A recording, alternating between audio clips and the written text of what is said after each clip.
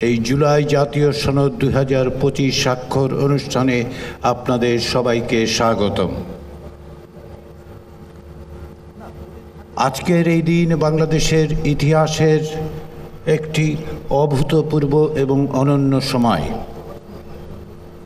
একটি ক্রান্তিকালে দাঁড়িয়ে থাকা বাংলাদেশের জন্য এটি হচ্ছে আমাদের দীর্ঘ পথ যাত্রার ক্ষেত্রে একটি মাইলফলক।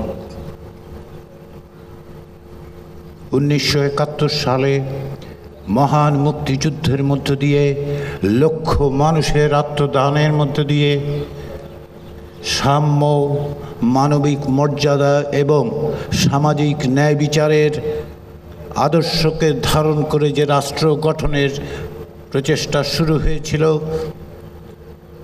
গত 53 বছর ধরে যা বারবার হোঁচট খেয়েছে, তা সত্ত্বেও বাংলাদেশের নাগরিকরা তাদের প্রাণপণ লড়াই করে গণতন্ত্র এবং জবাবদিহিমূলক একটি রাষ্ট্র প্রতিষ্ঠার জন্য যে প্রয়াস চালিয়েছেন, যার অনন্য উদাহরণ হচ্ছে 1990 সালের গণ অভ্যুত্থান। 2018 সালে আমরা দেখতে পেয়েছি কোটা বিরোধী, কোটা সংস্কার আন্দোলন, আমরা দেখতে পেয়েছি নিরাপদ সড়ক প্রতিষ্ঠার আন্দোলন এবং সর্বোপরি 2024 সালের জুলাই আগস্টের যে গণ অভ্যুত্থান,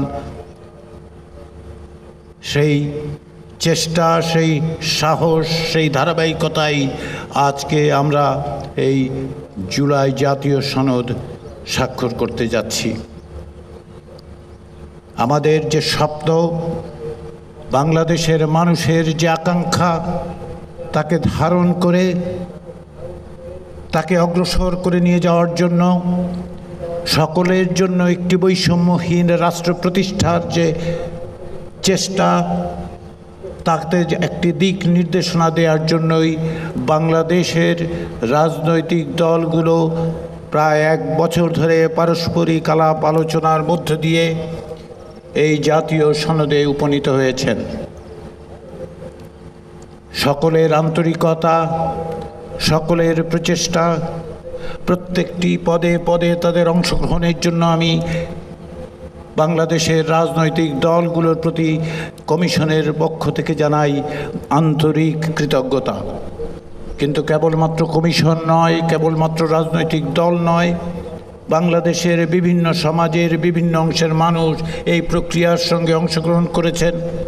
কমিশনের কর্মচারীরা থেকেছেন, আমাদের গবেষকরা থেকেছেন, কিন্তু তার চেয়েও বড় জিনিস হচ্ছে প্রতি মুহূর্তে গণমাধ্যমের কারণে আপনারা, বাংলাদেশের নাগরিকরা এবং বাংলাদেশের বাইরের সকলেই এর প্রতি নজর রেখেছেন।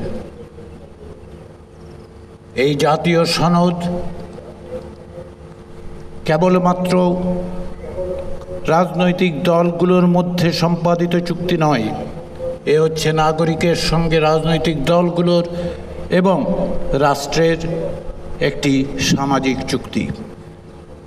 এই সামাজিক চুক্তি, এই যে প্রত্যাশা, এর প্রত্যেকটি বিষয়ের মধ্যে জড়িত আছে বাংলাদেশের মানুষের সংগ্রামের, তাদের কষ্টের, তাদের প্রচেষ্টার প্রত্যেকটি বিন্দু যুক্ত আছে। গত বছরের জুলাই আগস্ট গণ অভ্যুত্থানে যারা প্রাণ দিয়েছেন, যারা আহত হয়েছেন, যারা আজকেও আহত আছেন, যে জুলাই যোদ্ধারা আজকেও সামগ্রিকভাবে কষ্টকর জীবন যাপন করছেন, তাদের প্রত্যেকের অবদানের মধ্য দিয়ে এই সনদ তৈরি হয়েছে। কেননা জুলাই আগস্টের গণ অভ্যুত্থান দীর্ঘদিনের রাষ্ট্র সংস্কারের জন্য যে আকাঙ্ক্ষা, তার প্রতিফলন। বাংলাদেশে গত 16 বছর ধরে 2009 সাল থেকে যে ফ্যাসিবাদী শাসন তৈরি হয়েছিল, তার বিরুদ্ধে যে সাহসিকতা, যে দৃঢ়তা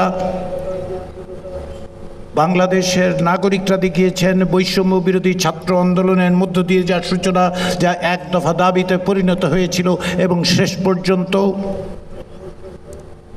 ফ্যাসিবাদী শাসককে পলায়নে বাধ্য করতে পেরেছে, সেই অর্জনের একটি স্মারক হচ্ছে এই জাতীয় সনদ। এখানে এর শেষ নয়। আমরা মনে করি রাষ্ট্র সংস্কারের জন্য আমাদের যে চেষ্টা, সকলের যে চেষ্টা, সেই চেষ্টা একদিনে সাফল্য অর্জন করবে না। একটি দলিল কেবলমাত্র সেটা নিশ্চয়তা দেবে না। আমরা আশা করি এই যে জাতীয় দলিল তৈরি হয়েছে তার বাস্তবায়ন ঘটবে, দ্রুততার সাথে বাস্তবায়ন ঘটবে। নাগরিকদের মতামতের মধ্য দিয়ে এই দিক দিশা নির্দেশক বাংলাদেশ রাষ্ট্রকে ভবিষ্যতে পরিচালনা করবে। কিন্তু আমাদের অনেকটা পথ যেতে হবে। আমাদের মতের পার্থক্য থাকবে। রাজনীতিতে মত পার্থক্য না থাকলে তা গণতান্ত্রিক হয় না। মতের পার্থক্য থাকবে, পথের পার্থক্য থাকবে, কিন্তু এক জায়গায় ঐক্যবদ্ধ হতে হবে। বহু স্রোত যেন মোহনায় এসে মেলে, যেন আমরা বলতে পারি যে আমাদের অনেক স্রোত, কিন্তু মোহনা একটি, সেটি হচ্ছে একটি গণতান্ত্রিক বাংলাদেশ তৈরি করা। আমাদের বহু স্রোত, আমরা সকলে এক জায়গায় যে আমরা যে কোনো ধরনের স্বৈরতন্ত্রের বিরুদ্ধে ঐক্যবদ্ধভাবে সবাই দাঁড়িয়ে থাকব। সেই স্বপ্ন, সেই প্রত্যাশা, সেই চেষ্টার স্মারক যতটুকু আমরা অর্জন করেছি, এটি প্রথম পদক্ষেপ।